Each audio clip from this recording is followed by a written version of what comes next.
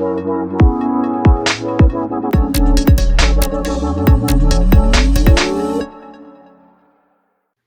everyone. I'm Steven Stomberg, CFO and COO of Bittrex Global, and the host of our video AMA today. We are featuring Endow, which is NDAU, and our guest is Rob Frasca, who is the managing partner of COSIMO, which is one of the founding investors in Endow. Rob, thanks for joining us today. The Bittrex Global team's really excited about our partnership with Endow, and we all look forward today to hearing about the world's first adaptive digital currency. Thanks. It's great to be here this morning or this afternoon, depending on where you're at. Looking forward to talking a little bit more about Endow. Great. So these AMAs, for all of them, we source questions from both our Bittrex Global community and the sort of broader crypto communities regarding the listing. So let's dive in, see what they want to know about your projects. So to start with, I think it would be very helpful, actually, given that you're not, you're investing in the project. Tell us about your background, how you got involved with Endow and the project team. Yeah, that's great. So I'm a managing partner at COSIMO Ventures, and we're an early stage venture capital firm. We're based in Boston, and we have an office in Dublin, Ireland. And we're a collection of 4 guys, and we've been investing in blockchain and early tech. My background's pretty interesting. I was actually a .com. I started a .com guy. I started the very first financial service on the internet back in 1993. Put Charles Schwab on the net, Vanguard, many others, the first available stock quote server. And when I was 29 years old, I sold that to Intuit. And my company later wound up becoming Quicken Financial Network. So I've been in the space for a long time. I did an AI company out of Carnegie Mellon with our CTO, Ken Lang, and we sold that to Lycos, and we took Lycos public and ultimately sold that to Telefonica. So I've been doing a lot of startup companies, and as a team, that's what we've been doing, mostly steeped in the fintech world. It's interesting. I always sort of make the analogy, and like you're obviously old enough like I am to remember the 90s, but I think that the internet today, the crypto and blockchain today, I make the analogy, it's like 94, 95 in the internet. Yeah, it's like booming and there's like a lot of money being made. It's not clear the winners and losers. And like there's a lot of people poo-pooing the internet. Didn't work out too well for them. But Amazon had a dial-up modem and you could buy some books. Like that's right.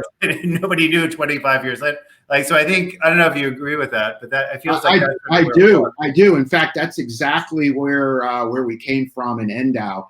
My partners and I were seeing what's going on in crypto, and we're always saying, "Man, I've seen this movie before. Like I've been in this movie before." It's scary when you're old enough to remember. That's right. That's right. And so, one of the things that I learned in .com was it actually wasn't the first movers that won.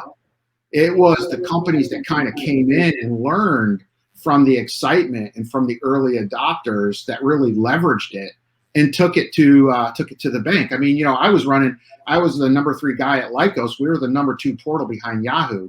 I've got a 25-year-old son, and he's like, Lycos, what was that? Right? Exactly. Google, what's that? Like it has plugs into the wall. That's right.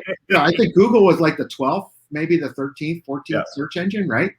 Yeah. So, I look at the world of blockchain and crypto today, and I say, man, with only 10, 15% of the world using this stuff, this is early, right? And so there's a lot of room for innovation here.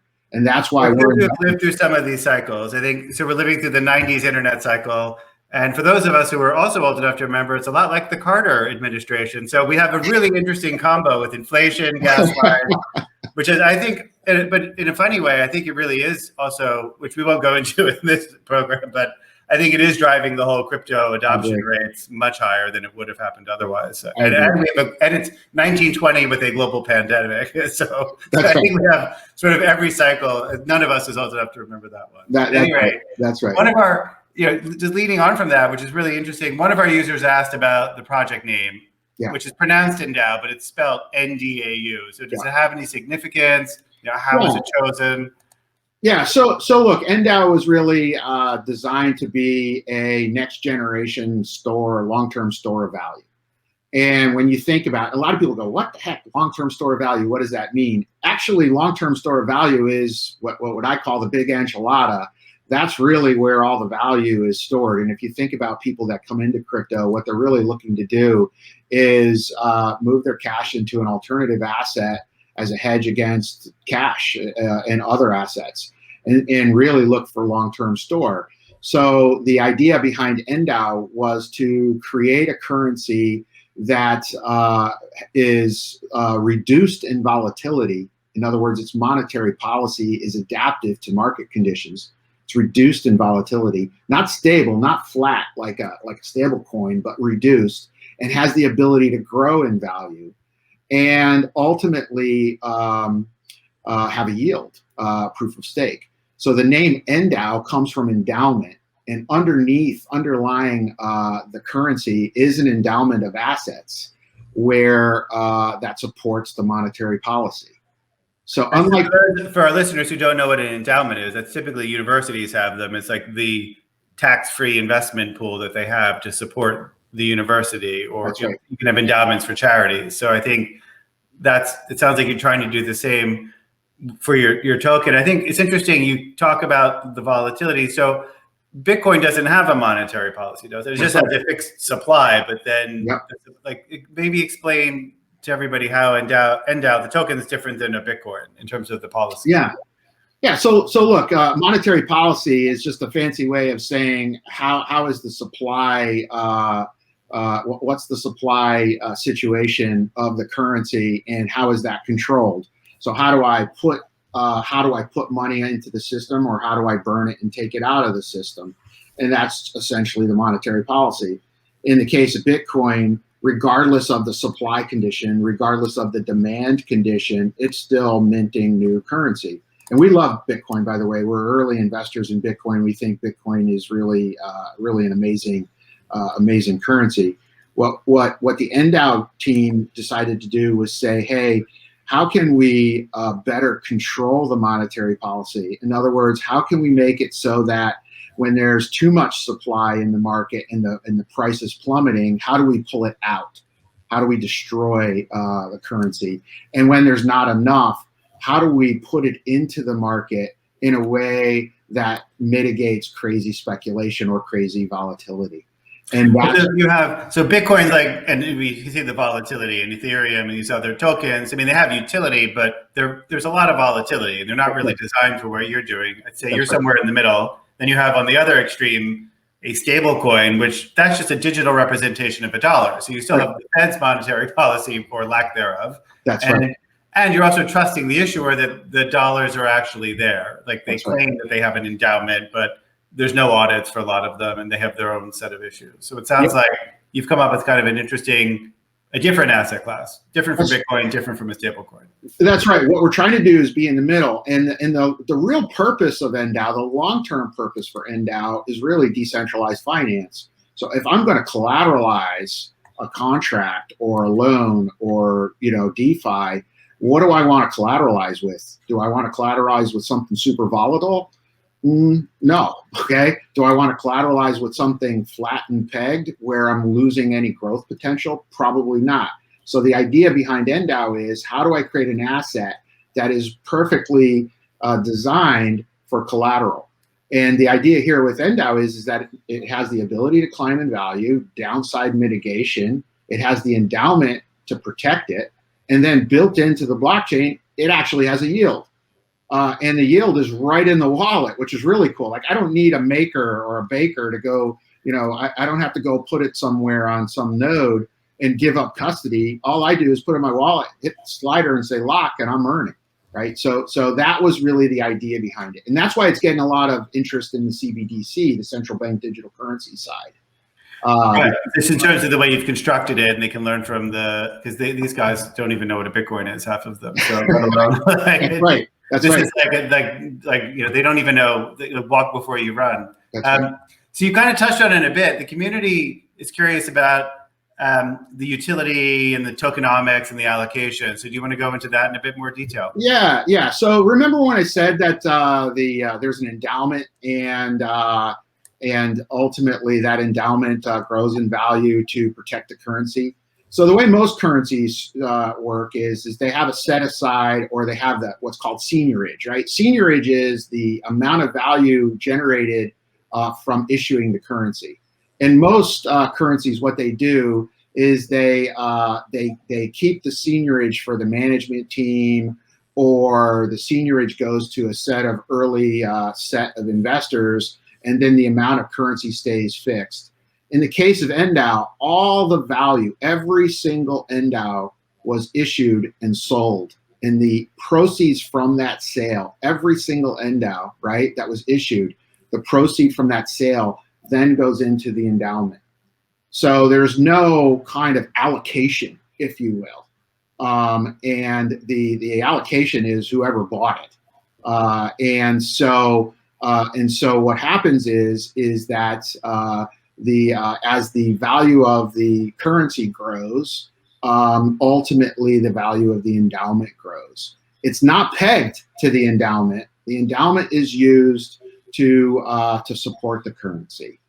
And there are a total of 30 million tokens that can be issued. And they are issued on a bonding curve in 3 phases. Phase 1, high growth. Phase 2, medium growth. Phase 3, equilibrium. And each one of those phases is 10 million tokens. The first phase, the curve doubles 14 times. The price of the Endow doubles 14 times. And every 1,000 Endow that's sold or issued, I'm sorry, the price ticks up a little bit. So if you think about it, today the price is at 25 roughly. It's actually up 300% since August. So the price is about $25. The next issuance price is around $25.30. What that means is that if nobody buys it at $25.30 or $25.40, no new Endow will be issued because there's no support for it. Right. And then once it reaches $25.30, the next price will be $25.45, whatever. And if nobody goes to $25.45, no new currency will be issued. So that's essentially how this system works. So it's interesting. You're actually almost the issuer is acting like the market maker, because you're doing it through a supply control. So you don't have to then just pay a market maker to keep buying back the tokens and. Yeah. So there are market makers that are using Endow, because remember, all the target curve, the issue price is really the high water mark. How the currency trades below that high water mark is really where the market maker plays. Now, what does the endowment do? The endowment, what they do is they create a floor price. This is the cool feature about it. So what they do is they take half the value of the endowment. All right, today the endowment is around 30 million, a little more than $30 million. They take half that, 15 million, and they divide that by the total currency outstanding, and they publish a floor price. And that floor price is a guaranteed buyback price. And if the price fell to that floor, the endowment would step in, it would buy the currency right off the exchange, and when it buys it, it burns it.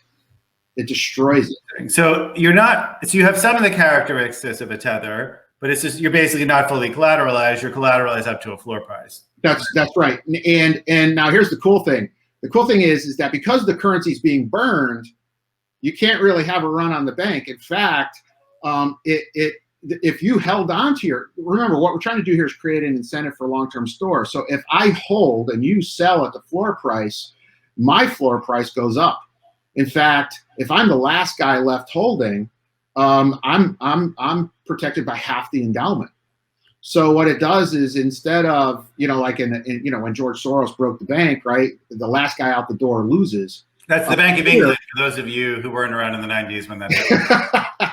Yeah, but in this situation, the last guy out the door wins, right? Because what we're trying to do is create an incentive for people to hold, which is, again, what are we trying to do? We're trying to create a long-term store of value here that is really used for what we believe the long-term vision of blockchain is, which is DeFi. And for DeFi to be successful, we need assets that are crypto assets that are good and designed for collateral. Interesting. So I think you sort of answered the next question from the community, which is, what would you say are the characteristics that make Endow a long-term store of value? So I think you pretty much covered that. I think the endowment and almost this buyback function is similar to, I think, when a fund trade, closed-end fund trades below NAV.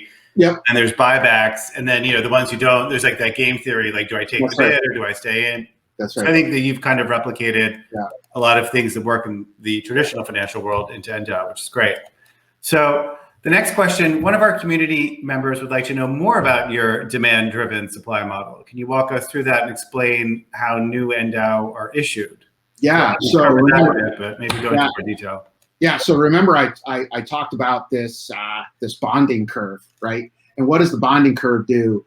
The bonding curve is an exponential curve, as I told you, in 3 phases. Phase 1, the first Endow was issued for $1. Today, Endow's at 25.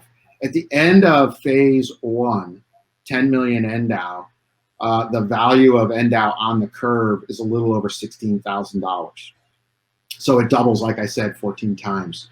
And then phase 2, it doubles 4 times. And in phase, which is another 10 million Endow, and then in phase 3 at equilibrium, it would double. It doubles once.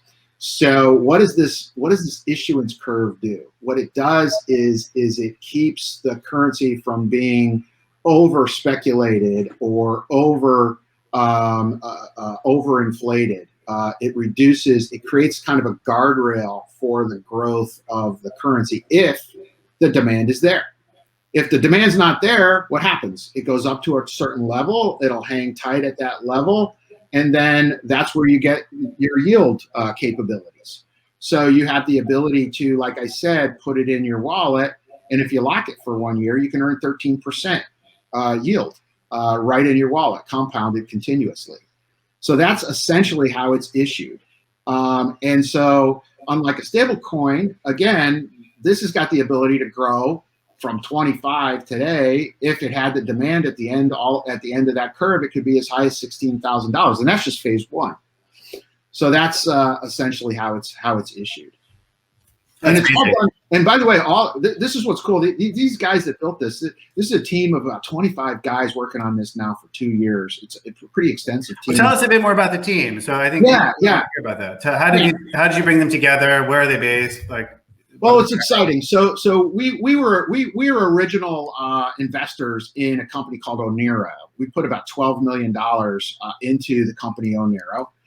They staffed up and built the whole system. And what the team was really trying to do is build an institutional class blockchain, which I'll get to later. And then last year around this time, it went open source. And what we're seeing now is a broader ecosystem emerging around it. There's a group working on a wrapped Endow for Uniswap. There's a bunch of guys working on different node systems, cross-chain capabilities, wallets, et cetera. And when these guys really built it, if you think about it, most currencies, what they do is they issue once, and then they go out on the exchange and they start trading.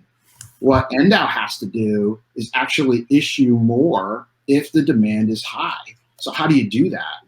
Well, there's actually an issue coordinator that works with the nodes at each of the exchanges.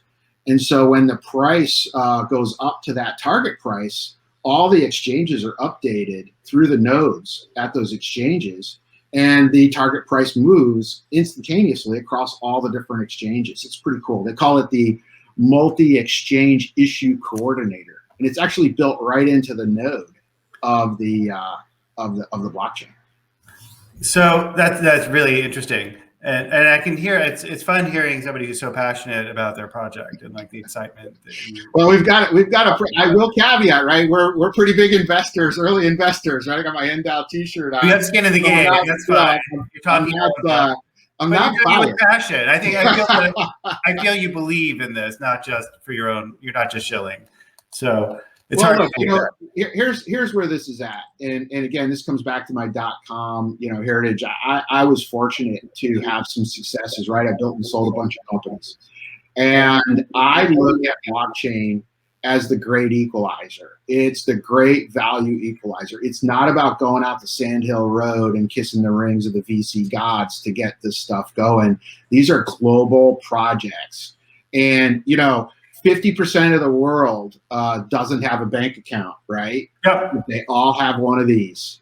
And now all of a sudden, I can go to an emerging market economy and completely revolutionize it. And that's what Endow's about. Endow, if you can go into the US, which is fast becoming an emerging market economy as well. And you can also do the same. No, I think this is the Amazon moment for retail. This is the Amazon moment for financial services. Globally. Exactly. And they don't even know. It's like they're about to be disintermediated and they don't even know it's about to happen. That's what's so fabulous. That's it.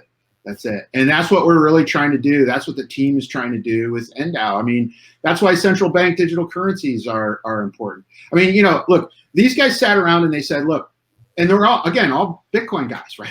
In the collective. And they're like, well, wait a minute. If the normal person screws up and makes a transfer and screws up the address and it goes away and they can't get it back, that's not going to work. So what they actually built on the Endow blockchain is the ability to do recourse. So I can set a timer on the blockchain and say, okay, Steve, I'm going to send you 10,000 Endow, and it doesn't go, and I'll give it 48 hours to pull it back. And so that opens up to things like adjudication, dispute resolution, all kinds of other things that are in our society. And that's really what we're trying to do here. What the team's trying to do here is kind of, go with Endow. I mean, it's got multi-sig built on the blockchain, in the blockchain, right? It's a Cosmos blockchain, Tendermint, delegated proof of stake. It's pretty cool stuff. Great. So I think, we talked about already some of the financial incentives on the network.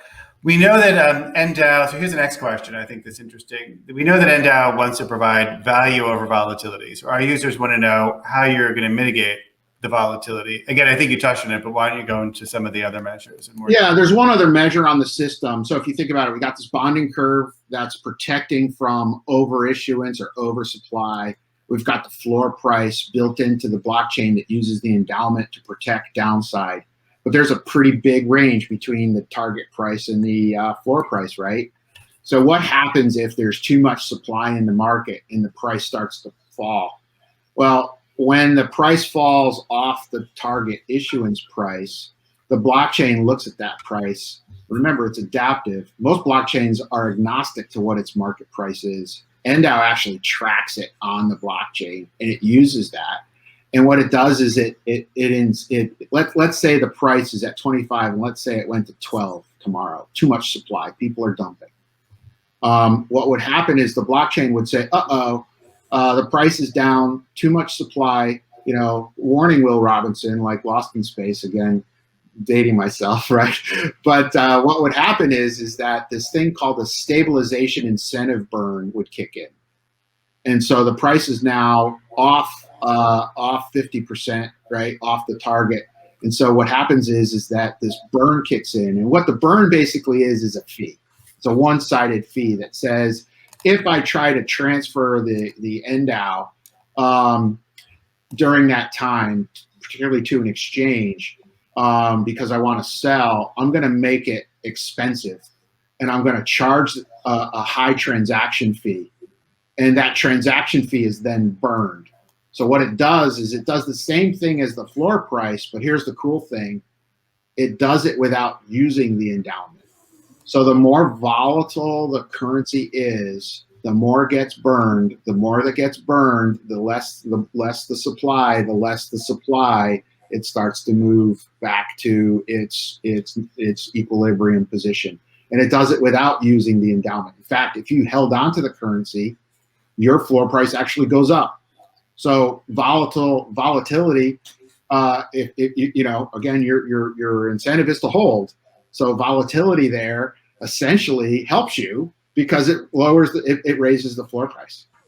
What about, which is interesting. So if we want to ask for our 102 listeners, or viewers, how are you managing the volatility in the endowment? Like what's in that endowment? Like, is that in dollars or is it in Bitcoin, which then undermines the whole point of having a low vol? Yeah, the idea of the endowment is to try to keep the vol low, right? The idea of the endowment is not to have killer returns and grow it, 10x. The idea is really black swan kind of situation. So it's mostly cash, and there is some crypto in there, but the idea is to really keep the endowment. Its goal is to essentially support the floor. Low vol, non-correlated investment pool. Yeah, which is great. Yeah, that makes sense. And is it? I mean, if I'm a holder of Endow, do I know what's in the endowment? Is it? No, we don't. We don't disclose what's in the endowment because that's an attack vector. Somebody could say, "Oh, I'm going to go attack that," and then attack it. But what we do is we do publish the value, and we will be getting that audited as well as it goes forward. Surprisingly, it's difficult to get audits on things associated with crypto. Yes, it's still like I joke we're like the marijuana industry. That's right. Guilty until proven innocent. Even like our exchange, which is regulated but supervised by a European bank regulator, but we're still that's right. Apparently quite evil. So moving on to the next community question, security has always been a top priority in blockchain projects.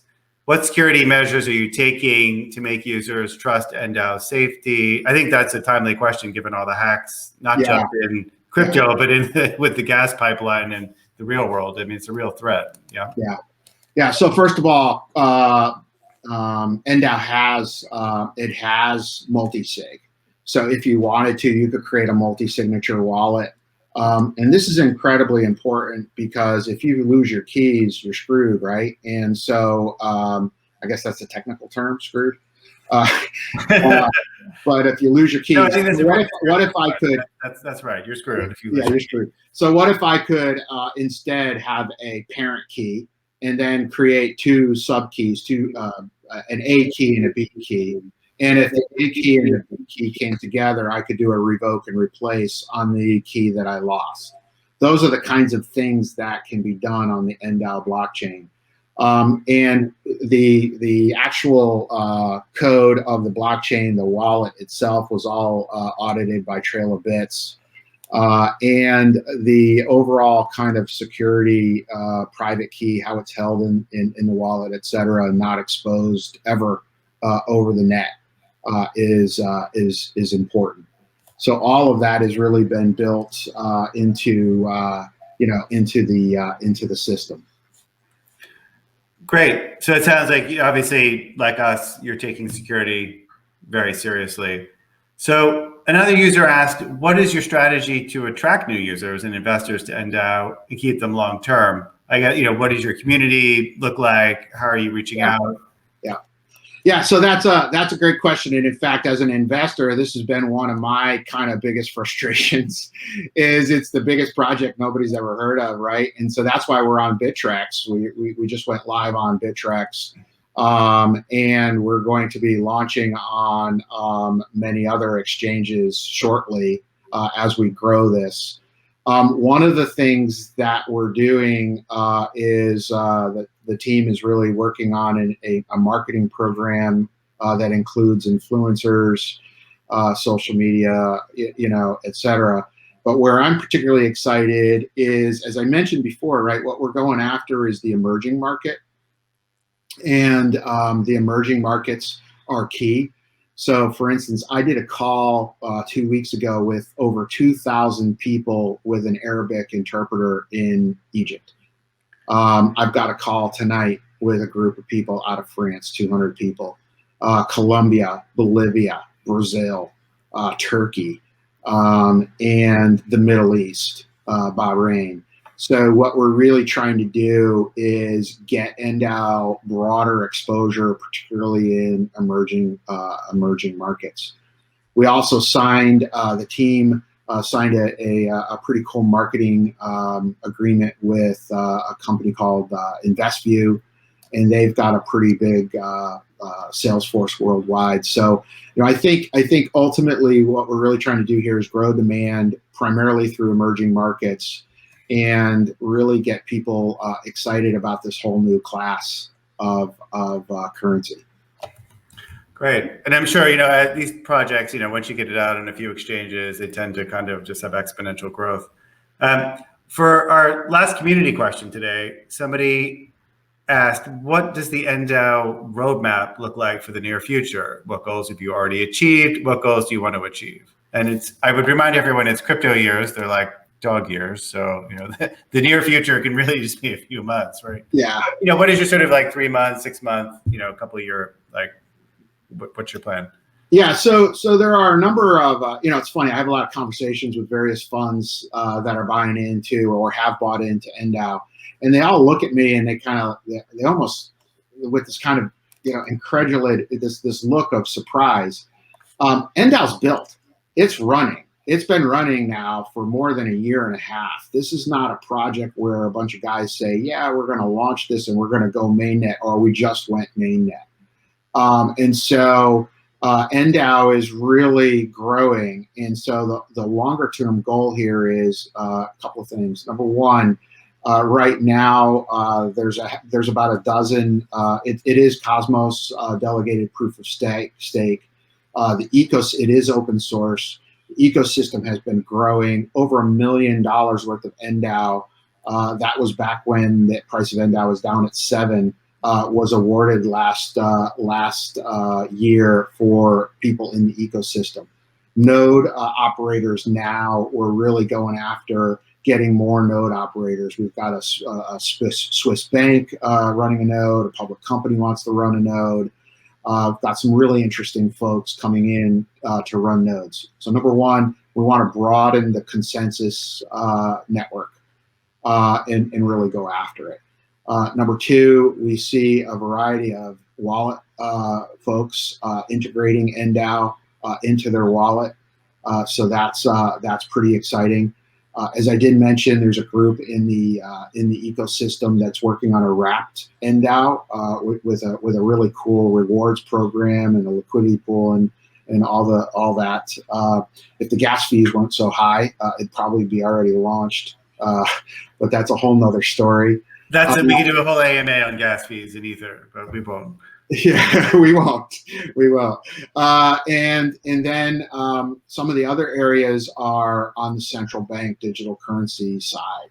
So the team is getting a lot of interest from sovereign wealth funds, countries, really looking at, this institutional class blockchain that essentially can help them out. So that's another area that's in the overall pipeline. Awesome. So that's all the community questions. So we don't give investment advice on this show, but I'm curious, and I'm going to ask you, with your sort of VC hat on, outside of Endow, and again, this is not a recommendation, but what do you like? Like, what sort of blockchain projects, or where are you looking to maybe invest? So what we did. So here's the thing. Cosmo X is actually we tokenized our fund. Okay, would you believe? So all my venture capital friends that I've. So it's a security token. Where is that? It's a security token. Yeah, it's Cosmo X. We use Securitize to do the fund. And you should list that on Bittrex. We list security tokens out of our Bermuda. Oh, do you really? Yeah, we have a license in Bermuda. We've listed tokenized Tesla, Apple, all of that stuff. Oh wow, I didn't know that. Yeah, sign us up. We'll have another call after this. This was a all right. That sounds good. Yeah. I mean, it's our AUM is over $40 million and growing. And what we did was we kind of broke the market down into about 6 different layers or segments. We call it our tech stack. And we're looking at everything from, tier 1 protocols to broker-dealer infrastructural, DeFi plays in the middle, all the way out to applications. We just put money into Dusk Network. We did Casper Labs real early. We're fortunate to do that. Congratulations. Yeah. We love that team. They're really a pretty incredible group of guys.